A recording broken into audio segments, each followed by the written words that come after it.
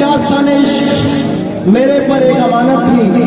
Adiala jail थी, नवंबर का महीना था, अमावस की रात थी, सख्त सर्दी थी, हाई सिक्योरिटी बैरिक थी। ये high security barrack Adiala jail में बिल्कुल वैसे ही है जैसे गुआंतानामो जेल है।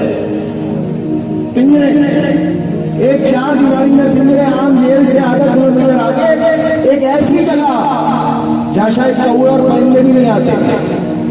और एक दिन इत्तेफाक हुआ कि बेशुमार लोग जेल के अंदर दाखिल होना शुरू हुए, उन सबको हाई सिक्योरिटी बैरिक के अंदर शिफ्ट करना शुरू किया।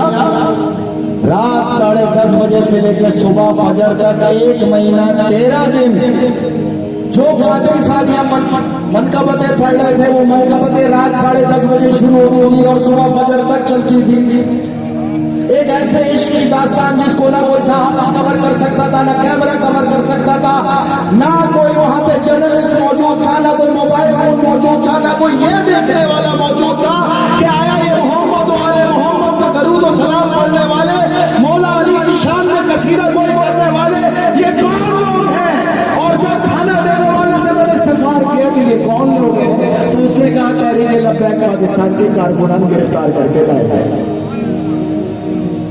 किसी की निराश नहीं, जो कानून और आइन के दायरे में चलेगा वो सलाखों पर, लेकिन मोहम्मद वाले, मोहम्मद का जिक्र करने वाला कभी दहशत करती हो, ये मेरा ईमान।